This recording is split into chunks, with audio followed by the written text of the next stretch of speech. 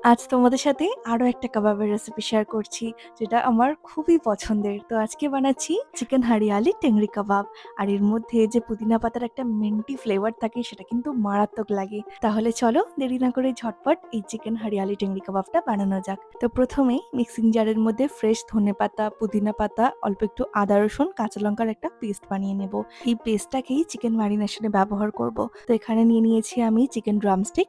এর মধ্যে একে একে স্বাদ মতো নুন, একটু লেবুর রস, পুদিনা পাতা, ধনেপাতার পেস্ট, একটু সামান্য হলুদ গুঁড়ো, লঙ্কার গুঁড়ো, ধনে গুঁড়ো আর 1 চামচ গরম মশলার গুঁড়ো, একটু গোলমরিচ গুঁড়ো, 2 চামচের মতো টক দই আর সর্ষের তেল দিয়ে ভালো করে চিকেনটাকে মাখিয়ে 1 ঘন্টার জন্য ম্যারিনেট করে রাখবো। এবার এয়ার ফ্রায়ারের মধ্যে আমি চিকেনের ড্রামস্টিক গুলোকে সাজিয়ে নিচ্ছি, ওপর থেকে একটু অয়েল স্প্রে করে দেবো। আর আজকের এই কাবাবগুলো বানাচ্ছি আমি আগারো গ্যালাক্সি ডিজিটাল এয়ার ফ্রায়ারে। এয়ার ফ্রায়ারের টেম্পারেচার কিন্তু 180 ডিগ্রি সেলসিয়াসে 15 মিনিটের জন্য রাখবো। তাহলেই তৈরি চিকেন হারিয়ালি টেংরি কাবাব। কেমন লাগলো জানিও। টাটা।